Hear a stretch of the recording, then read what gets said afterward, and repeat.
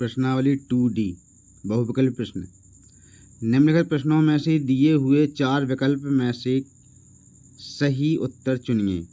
तो पहला क्वेश्चन है, यदि द्विघात बहुपद कोष्टक k-1 कोष्टक बंद एक्स स्क्वायर प्लस के एक्स प्लस 1 के शून्यकों में से एक शून्यक ऋण 3 है तो k का मान है। तो क्या ज्ञात करना है? k का मान ज्ञात करना है। चलो इसको हल कर लेते हैं। तो चलो इसको हल कर लेते हैं। तो हम कल हल कर तो फिर जैसे कि बहुपद है k minus 1 x square plus के एक्स प्लस 1। इसमें क्या करना है? एक शून्यक माइनस 3 है, तो जो एक शून्यक है, एक शून्यक लिख दिया है, शून्यक जो दिया है वो -3 दिया है, -3। अब क्या करना है? जहाँ पर x दिया है x जगह पर -3 रखना है। तो अब देखो इसमें रखते हैं, तो यहाँ पर k -1 ऐसे ही रहने देते हैं। x जगह पर क्या रखना है? -3।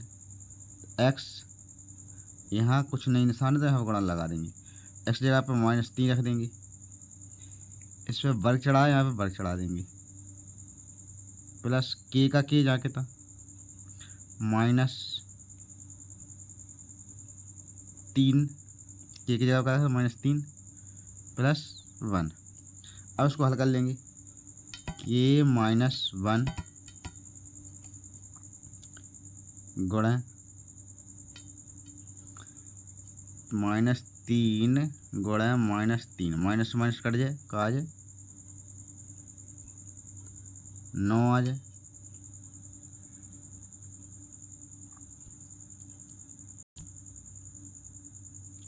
तो 9 है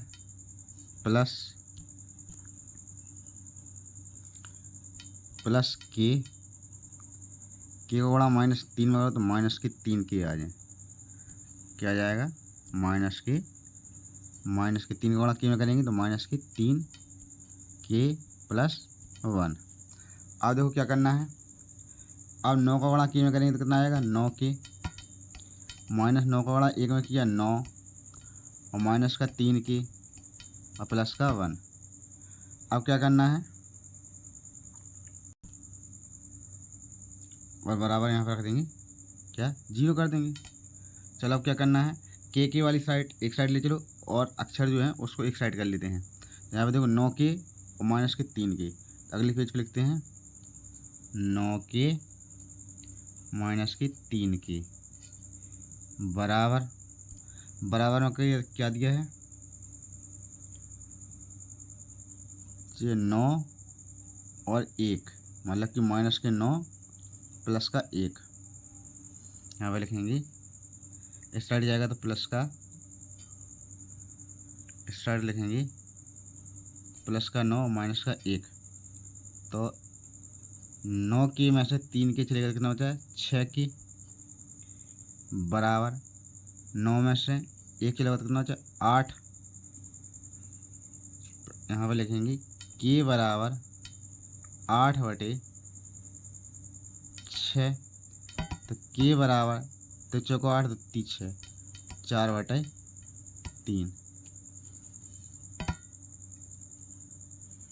यही इसका आंसर हो जाएगा।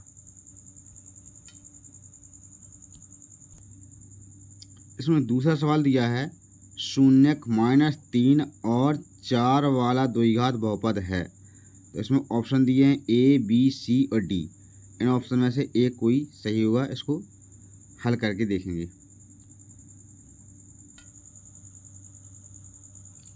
तो प्रश्न 2 है, शून्यक -3 और 4 वाला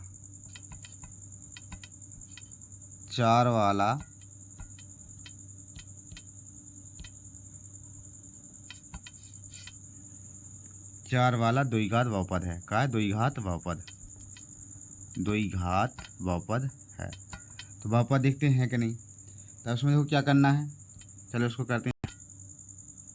तो उसको करेंगे हल। यहाँ एक शून्य दिया है 3, तो उसको मान लेते हैं अल्फ़ा। अल्फ़ा बराबर -3 और बीटा बराबर 4। तो बीटा बराबर 4 मान लेते हैं।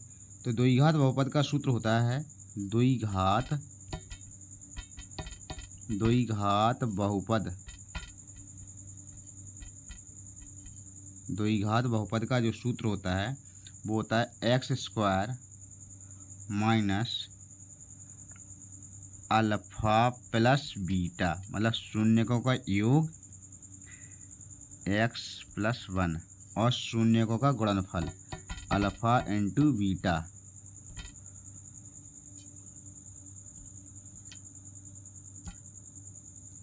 Alpha into beta.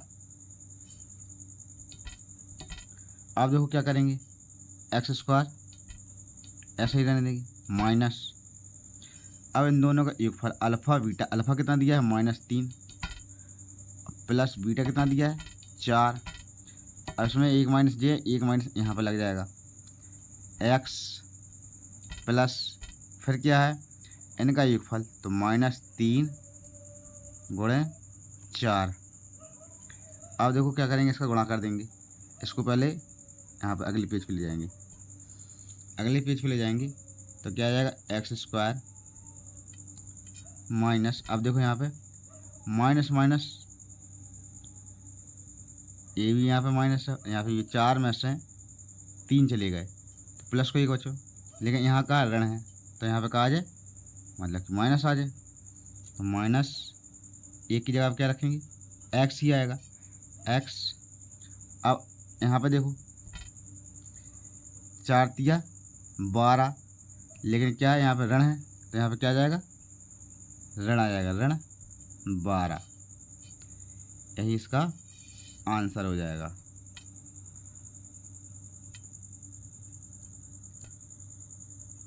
Option number A इसका सही हो जाएगा। अब देखिए अगला सवाल,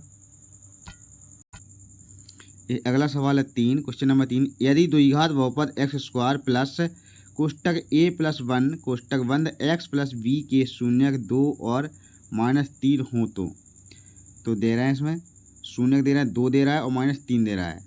तो 2 और 3 दे रहा है, इसमें ऑप्शन 4 दिए हैं। इसके अकॉर्डिंग के ऑप्शन के अनुसार हम इसका आंसर निकालेंगे। तो इसको करते हैं हल।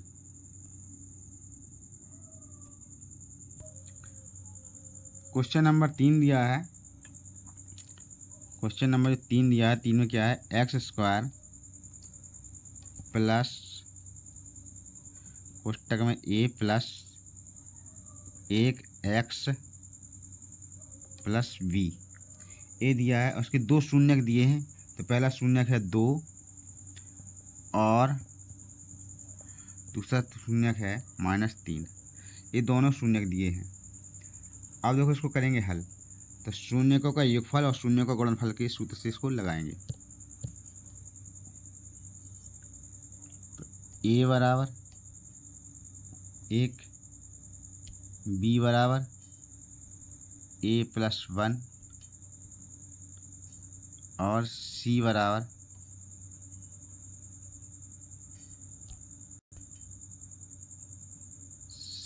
है b।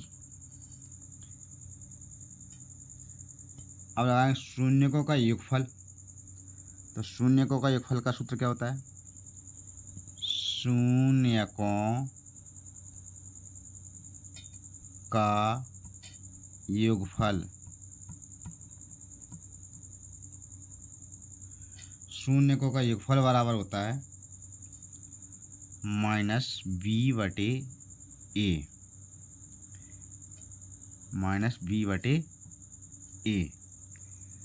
अब देखो तो पहला शून्य क्या है 2 -3 बराबर b का मान कितना है, b का मान है a + 1, लेकिन यहाँ पर माइनस होता है तो यहाँ पर लगाइए माइनस। और a का मान कितना है 1, इसमें से घटाइए 3 में से 2 जाएंगे तो -1 बराबर माइनस इसका भाग इसमें देंगे तो कितना आए, इतना ही आएगा। मतलब कि 1a+1 में a का भाग देंगे, 1 का भाग देंगे तो कितना आएगा, -a+1 आ जाएगा। अब उसका पक्षांतर कर देंगे तो a बराबर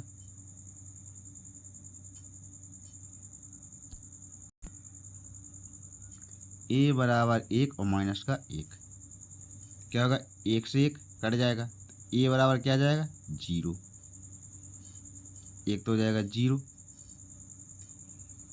अब शून्यकों का क्या लगाएं, गुणनफल का सूत्र।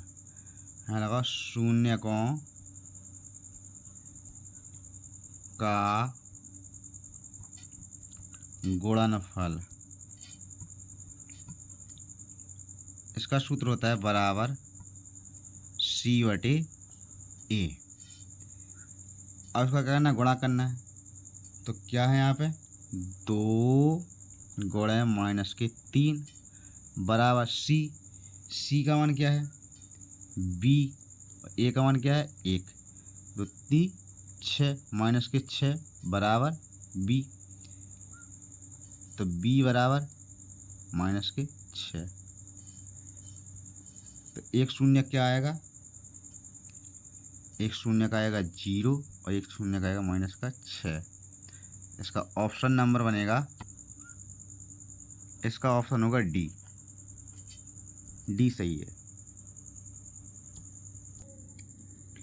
क्वेश्चन नंबर 4, शून्यक -2 और 5 वाले बहुपद की संख्या कितनी होगी। ऑप्शन 4 दिए हैं, हल करने के बाद ऑप्शन पता चलेगा। चलो इसको करते हैं हल। क्वेश्चन नंबर 4 है, -2 शून्य दिए हैं, -2 और 5। क्वेश्चन नंबर 4 है, यानी कि बहुपदों की संख्या बतानी है। क्या करना है, संख्या बतानी है, तो कितनी संख्या है ये बताना है। तो फिर यहाँ पे क्या करेंगे, अल्फ़ा बराबर -2 और बीटा बराबर 5। अब इसमें सूत्र रख लेंगे। तो सूत्र क्या है, x² minus alpha plus beta x plus alpha into beta, मतलब x² शून्यकों का योगफल, x शून्यकों का गुणनफल, ये वाला सूत्र लग गया है। यहाँ पे देखो x² माइनस शून्यकों का योगफल, तो शून्य 2 दिए हैं, -2 और 5, तो यहाँ पर -2 और धन 5, x जा कितना प्लस शून्य को गुणनफल, मतलब ये 2 शून्य का इनका क्या, तो गुणा कर दो, 2 गुणे 5, यहाँ पे माइनस है तो माइनस लगा दो। अब देखो माइनस से माइनस क्या हो जाएगा, प्लस हो जाएगा, लेकिन कब होगा, पहले देखो यहाँ पे x², 5 में से 2 घटाए कितना बचे, 3, तो 3 बचेगा, तो यहाँ पे माइनस है तो इसका किसका आएगा, ये माइनस का 3 आ जाएगा, x का x। अब यहाँ पे 5 दूनी 10, ये ऋण लगा है तो यहाँ पे ऋण के 10।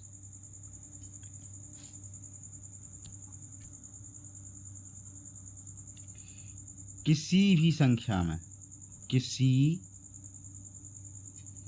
भी संख्या में संख्या से गुणा करेंगे तो बहुपद बदल जाएगा,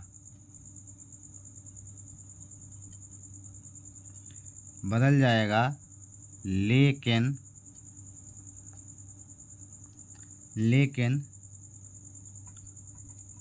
उसके शून्यक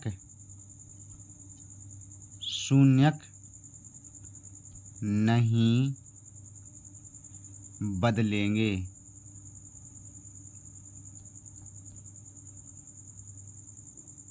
शून्यक नहीं बदलेंगे। जैसे कि अब क्या करें, 2 से गुणा करके देख ले, 2 से गुणा कर लो।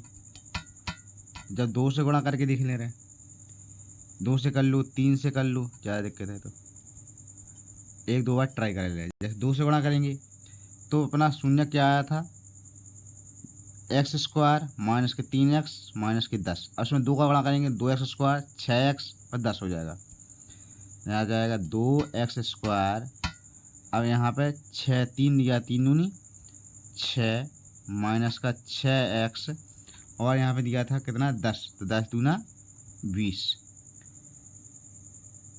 अब इसी प्रकार से दूसरे का करना है, 3 का गुणा करना, 3 का गुणा कर लो तो यहाँ पे कितना आ जाएगा 3x स्क्वायर माइनस, तो यहाँ पे कितना आ जाएगा 3 त्रिका 9 x माइनस 10 30 आ जाएगा। तो इसी प्रकार किसी भी संख्या से गुणा करके असंख्य बहुपद बनाए जा सकते हैं। किसी भी संख्या से गुणा करो तो बहुत सारे बहुपद बनाए जा सकते हैं, इसलिए 3 से अधिक ही इसका आंसर होगा। क्या होगा इसका आंसर, 3 से अधिक मतलब कई बहुपद बन सकते हैं। तो इसका ऑप्शन जो है डी सही होगा, डी सही होगा, 3 से अधिक, 3 से अधिक।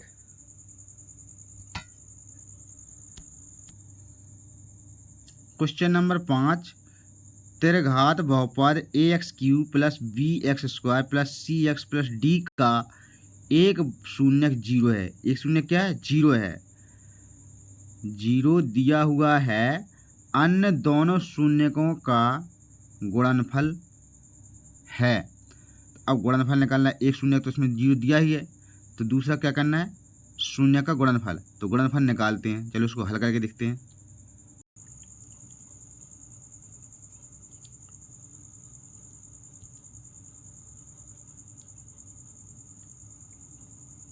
ax³ plus bx² plus cx plus d। अब इसके 3 शून्य होते हैं, तो एक हो जाएगा जैसे अल्फ़ा, बीटा और गामा।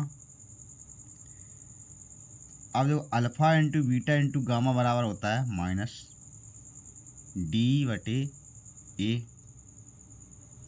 और एक इसमें शून्य दिया है a बराबर 0, एक शून्य तो पहले से ही दिया है उसमें।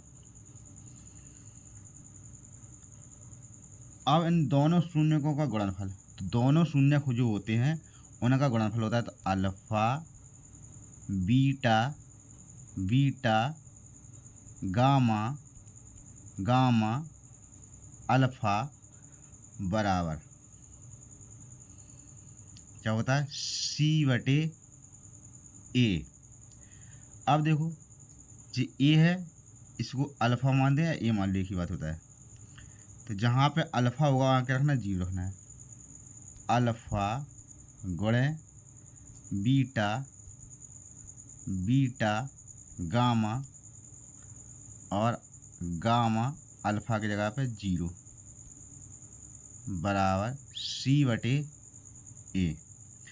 इनका गुणा कर दो, 0 गुणा बीटा में किया तो क्या जाएगा, 0 गुणे बीटा गामा, जी भी क्या हो जाएगा 0 बराबर क्या हो जाएगा c/a। अब यहाँ पे क्या हो जाएगा, बीटा गामा बराबर c/a। तो ये निकल आया इसका गुणनफल, और ये हो जाएगा इसका ऑप्शन सही है, ऑप्शन नंबर है बी, बी सही है। अगला क्वेश्चन है 6वां क्वेश्चन। क्वेश्चन नंबर 6 दिया है, x² माइनस 5x प्लस 4 में क्या जोड़ा जाएगा जिसमें परिणामी बहुपद का शून्यक 3 है। चलो इसको हल करके देखते हैं, 4 ऑप्शन दिए, कौन सा ऑप्शन का सही होगा, इसको करते हैं हल। क्वेश्चन नंबर 6,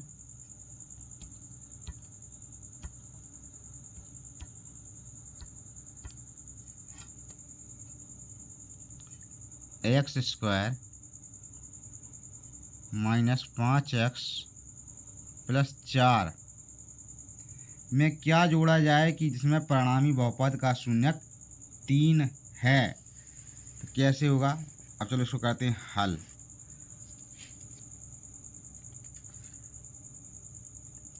तो यहाँ पे क्या करना है, जो शून्यक दिया है एक इसमें 3 दिया है ना, 3, यहाँ पे क्या कर लेंगे, x बराबर 3 रखना है। जहाँ पर x दिया है वहाँ पर क्या रखेंगे, 3 रखेंगे। लेकिन इसमें क्या क्या क्या जोड़ा जाए, तो इसमें क्या जोड़ा जाए, इसमें k जोड़ देते हैं। क्या जोड़ते हैं, k।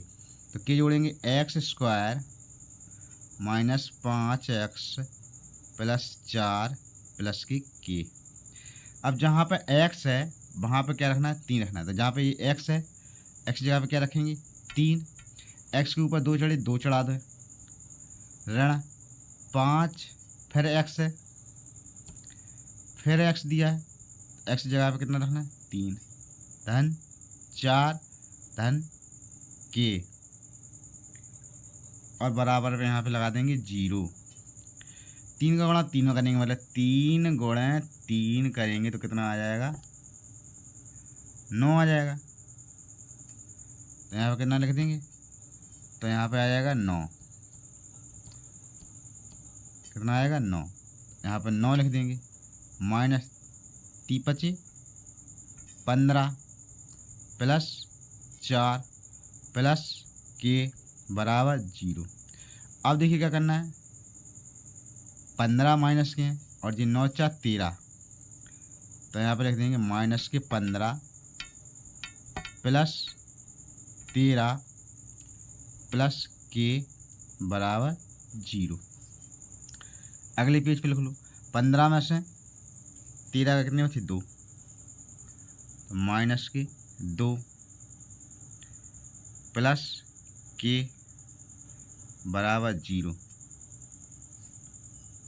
तो इसका पक्षांतर कर देंगे तो क्या जाएगा, k बराबर 2,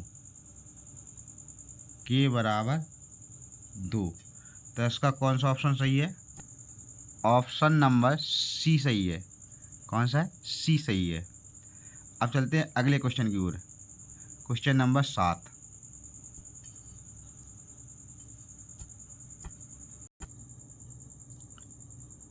क्वेश्चन नंबर 7 है, द्विघात बहुपद x² प्लस 99x प्लस 127 के शून्यक हैं। इसमें भी ऑप्शन 4 दिए हैं, जैसे दोनों धनात्मक होंगे या दोनों ऋणात्मक होंगे, या एक धनात्मक या ऋणात्मक होगा, या दोनों बराबर होंगे। इसको हल करके पता चलाते हैं कौन सा ऑप्शन सही है। चलो करते हैं। क्वेश्चन नंबर 7 दिया है, द्विघात बहुपद द्विघात x² प्लस 99x प्लस 127 के शून्यक हैं।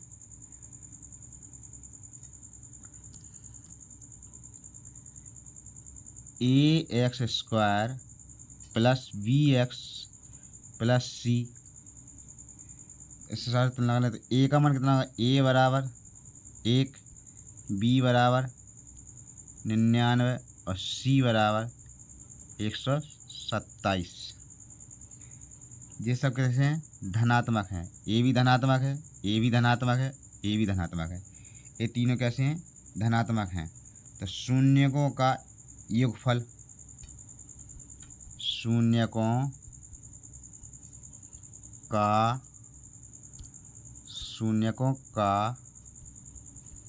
योगफल, शून्यकों का योगफल बराबर क्या होता है, शून्यकों का योगफल बराबर होता है माइनस b/a। तो b का मान कितना दिया है, b का मान है 99, a का मान है 1, लेकिन इसमें ऋण लगा तो यहाँ पर ऋण लगा देंगे। तो बराबर में टोटल कितना निकल के आएगा, 99। क्या क्या आएंगे, माइनस के 99। अब देखो, अब क्या करना है, अब यहाँ पे करना है शून्यकों का गुणनफल। तो अगली पेज पे लगाएंगे शून्यकों का गुणनफल।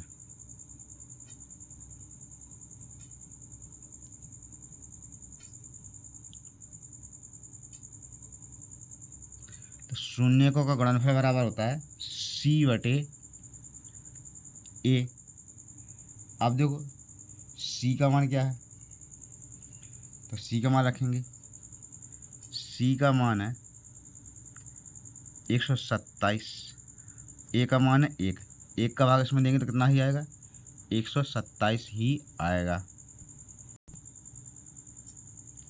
जो पीछे जो मान दिया है तो इसमें किस में है, ये ऋणात्मक है, कैसा है ऋणात्मक, ये है ऋणात्मक।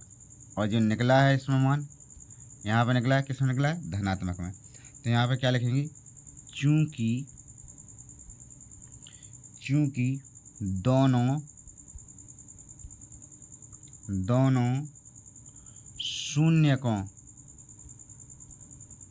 दोनों शून्यकों का योग ऋणात्मक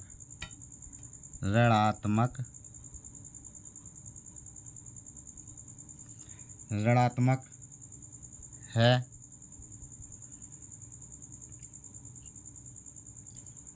और उनका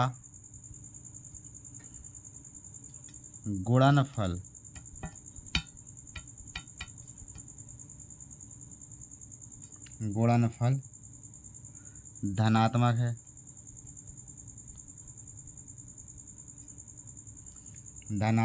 है,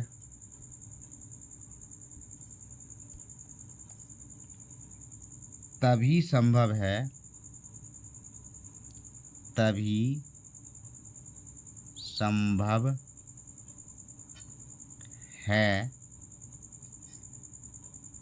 जब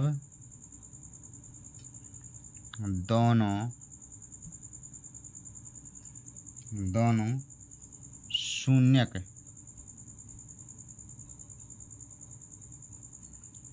ऋणात्मक हो।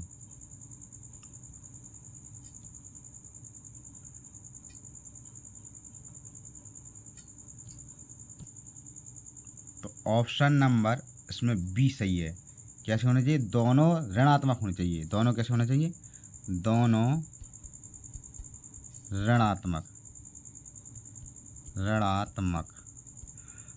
ऋणात्मक होंगे तभी ये है सही होगा। तो ऑप्शन नंबर इसमें बी सही है। अब अगले क्वेश्चन के लिए चलते हैं। क्वेश्चन नंबर 8, द्विघात बहुपद एक्स स्क्वायर प्लस के एक्स प्लस के कॉमा के बराबर नॉट इक्वल टू 0 के शून्यक हैं।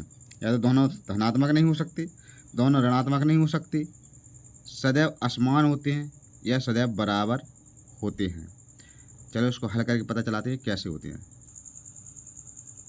प्रश्न नंबर 8 है, एक्स स्क्वायर प्लस के एक्स प्लस के कॉमा के बराबर नॉट इक्वल टू 0, मतलब के बराबर कुछ भी नहीं है। यहाँ पे 0 है तो कुछ भी नहीं है, के शून्यक हैं। अब उसमें ये पता चलाना है, इसके ऑप्शन दिए हैं, ऑप्शन जो हम पहले आपको बता चुके हैं, तो इसको पहले हल करके देख लेते हैं। तो इसके हिसाब से एक दूसरा बहुपद मान लेते हैं। यहाँ पे लिख देते हैं, इसी प्रकार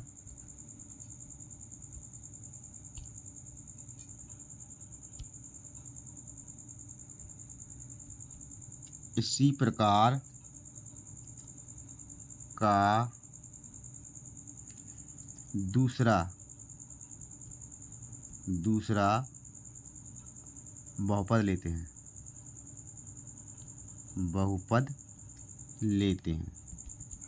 तो दूसरा बहुपद ले लेते हैं। अब देखो इसमें क्या है, जैसे कि मान लिया एक दूसरा बहुपद क्या, x square plus 6x plus 9, इसकी गुणनखंड करके देख ले। 9 के गुणनखंड करना कितना, 6 आ जाए, तो 3 Trika 9, x square plus 3x plus 9 बराबर 0। चलो यहाँ पे कॉमन ले लेते हैं। यहाँ पे x कॉमन ले लिया तो कितना बचा, x प्लस के 3 प्लस यहाँ पे 3 कॉमन ले लिए, यहाँ बचा x प्लस का 3। बराबर 0, x प्लस 3 और x प्लस 3 बराबर 0। अब बराबर 0 रखेंगे, x प्लस 3 बराबर 0, x बराबर -3। यहाँ पे देखो x प्लस 3 बराबर 0, x बराबर -3। इनके दोनों शून्य कैसे होंगे, मतलब कि दोनों शून्य कैसे हैं, ऋणात्मक हैं। देखो दोनों किस में आ रहे हैं, ऋण में आ रहे हैं। तो दोनों शून्य कैसे हैं, ऋणात्मक हैं। दोनों शून्यक ऋणात्मक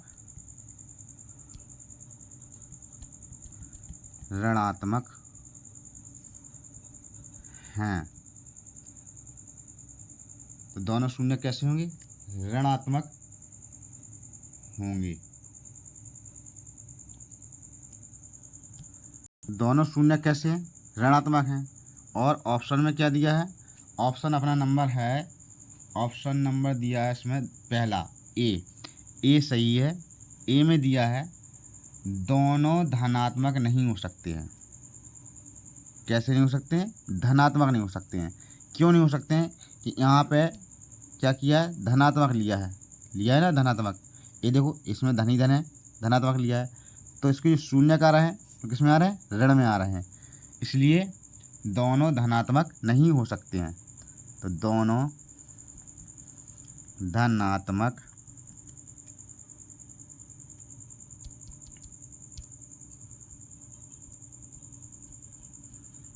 धनात्मक नहीं हो सकते हैं। ठीक है, इसी के साथ अगला question, question number 9। Question number 9, यदि द्विघात बहुपद ax² plus bx plus c c बराबर 0 के शून्यक बराबर हों तो इसमें 4 ऑप्शन दिए हैं। ए और सी विपरीत नहीं चिन्हों हैं, विपरीत चिन्हों के हैं। सी और बी विपरीत चिन्हों के हैं, या सी ए एक ही चिन्ह के हैं, या सी और बी एक ही चिन्ह के हैं। चलो इसको हल करके पता चलाएंगे किस प्रकार के हैं। क्वेश्चन नंबर 9, द्विघात बहुपद क्या दिया है, ax² plus bx plus c बराबर 0 के शून्यक हैं। तो यहाँ पे मान लीजिए, अपन ने मानना है, जैसे कि मान लीजिए या माना है, क्या बहुपद के दोनों शून्यक अल्फ़ा और बीटा हैं। क्या माना है, अल्फ़ा और बीटा।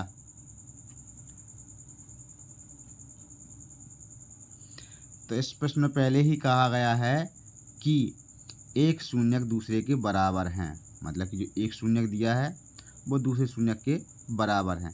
तो पहला शून्यक क्या है, अल्फ़ा है, तो दूसरा शून्यक भी अल्फ़ा होगा। तो शून्यकों का गुणनफल, शून्यकों का गुणनफल, शून्यकों का गुणनफल। तो शून्यकों का गुणनफल तो क्या होता है, बराबर c/a। लेकिन वो क्या कहता है कि इसका एक अल्फ़ा है तो दूसरा भी क्या होगा, अल्फ़ा ही होगा। बराबर क्या होगा, c/a। अल्फ़ा गुणा अल्फ़ा करें तो अल्फ़ा² बराबर c/a हो जाएगा। चूँकि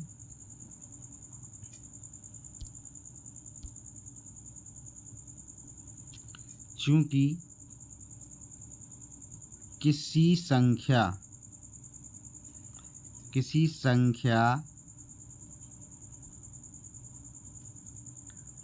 का वर्ग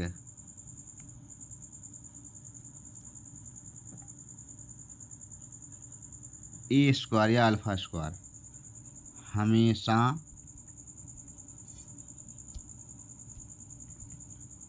हमेशा धनात्मक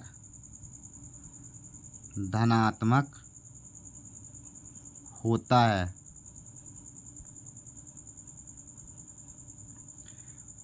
है इसलिए C/A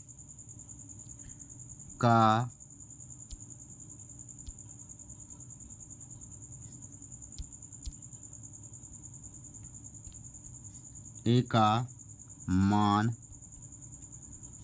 भी धनात्मक होगा।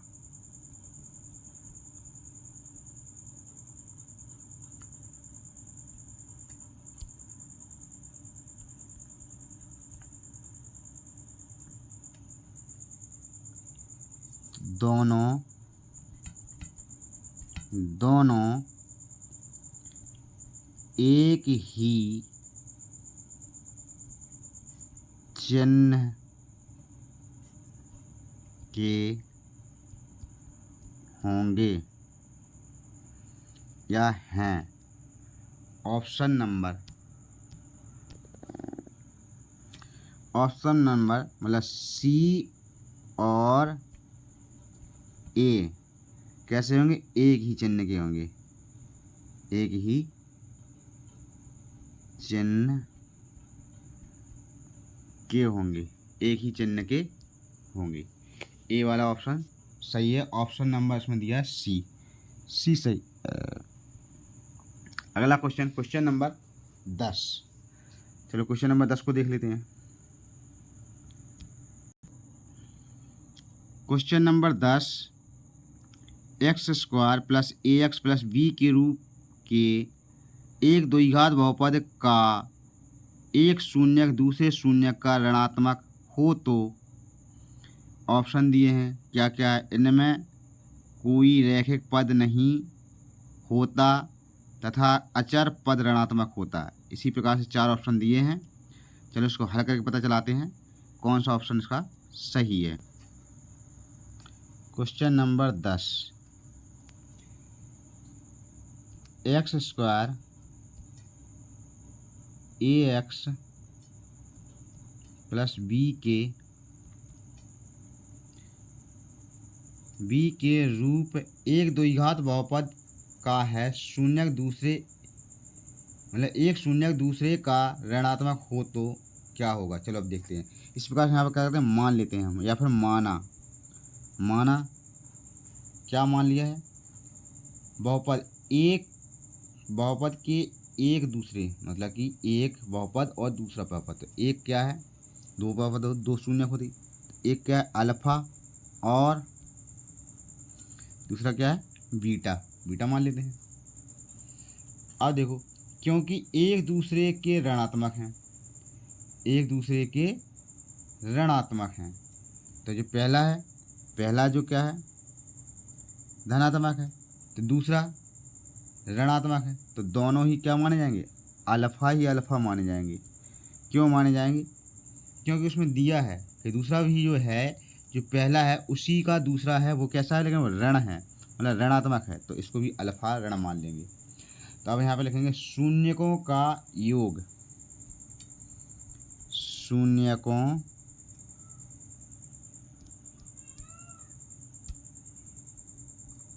शून्यकों का योग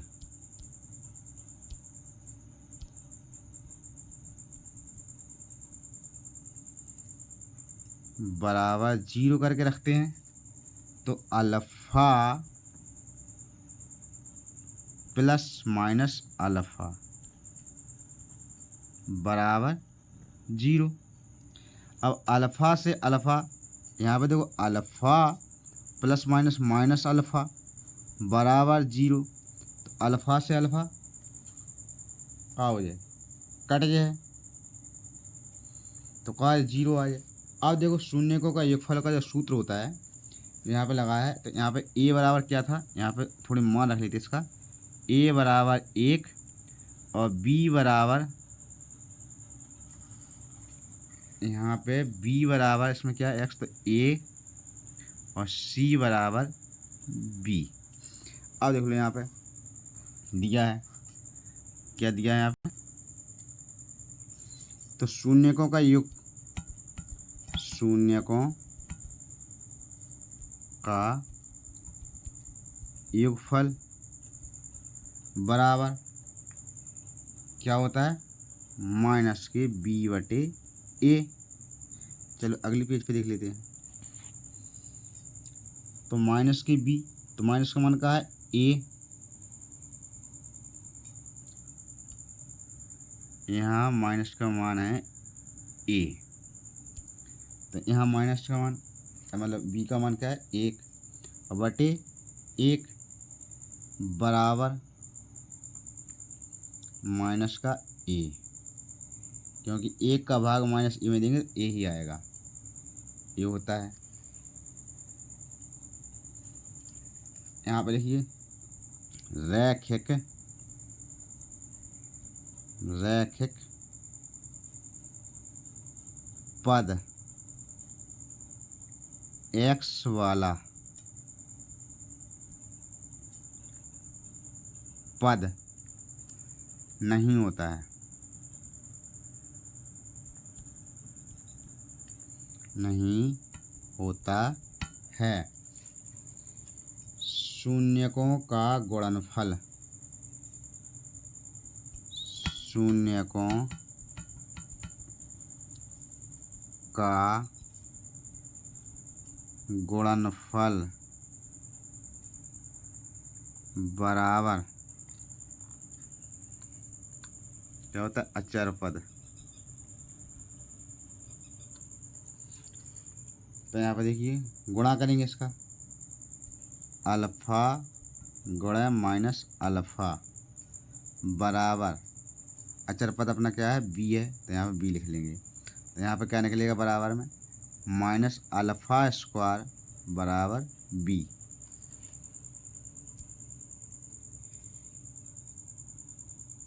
किसी भी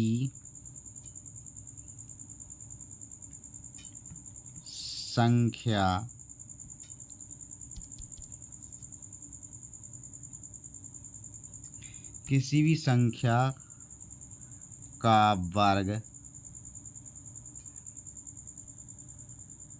ए स्क्वायर माइनस ए स्क्वायर हमेशा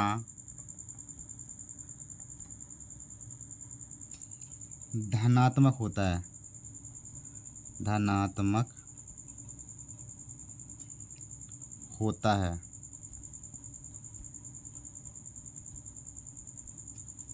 और उसके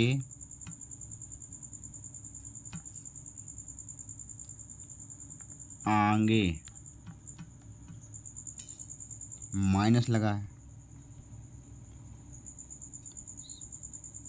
मतलब ऋण लगा है।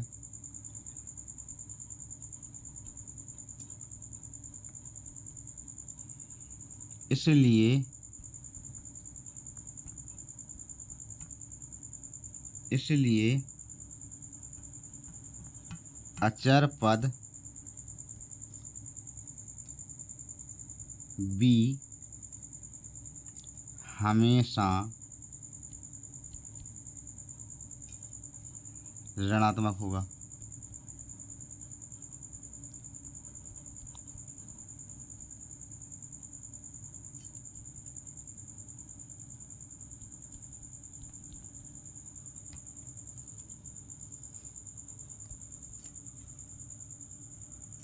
इसका ऑप्शन नंबर ए सही है। ए में दिया है इसमें कोई रैखिक पद नहीं होता है, इसमें कोई रैखिक पद नहीं होता है तथा अचर पद ऋणात्मक होता है। अचर पद कैसा होता है, ऋणात्मक होता है और इसमें कोई रैखिक पद नहीं होता है। ऑप्शन नंबर ए सही है। क्वेश्चन नंबर 11, चलो क्वेश्चन नंबर 11 को देखते हैं।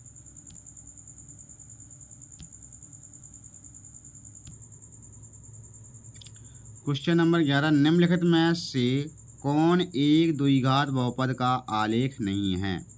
ये 4 ऑप्शन दिए हैं, इसमें आलेख बने हैं, इन चारों में बताना है कि कौन सा आलेख जो है वो द्विघात बहुपद नहीं है, बस ये बताना है। चलो इसको हल करके देखते हैं।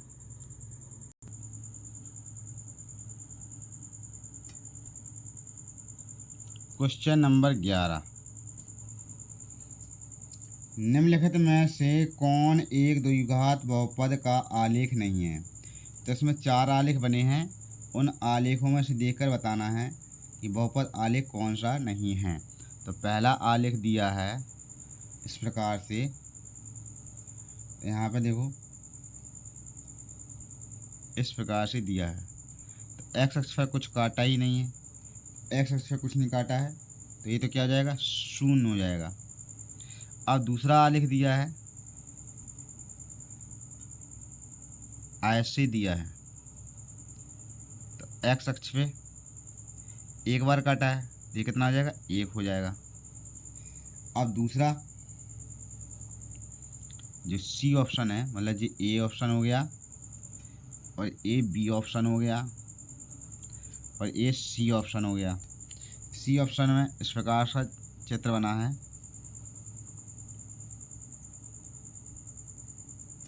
यहाँ पे 1 2 दो जगह काटा है, तो इसका ऑप्शन मतलब 2 हो जाएगा।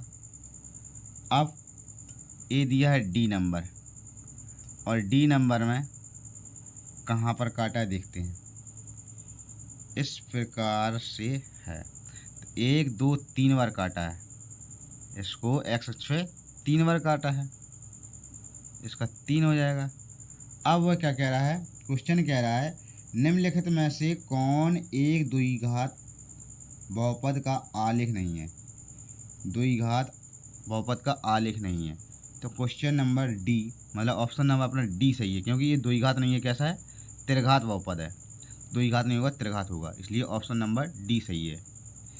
इसी के साथ ये वीडियो यहाँ पर समाप्त होती है, और अगली वीडियो के साथ मिलते हैं, उसमें आपको 3A कराई जाएगी। और आपको जल्दी वीडियो चाहना है तो आप कमेंट करें, शेयर करें, और आपको जल्द से जल्द वीडियो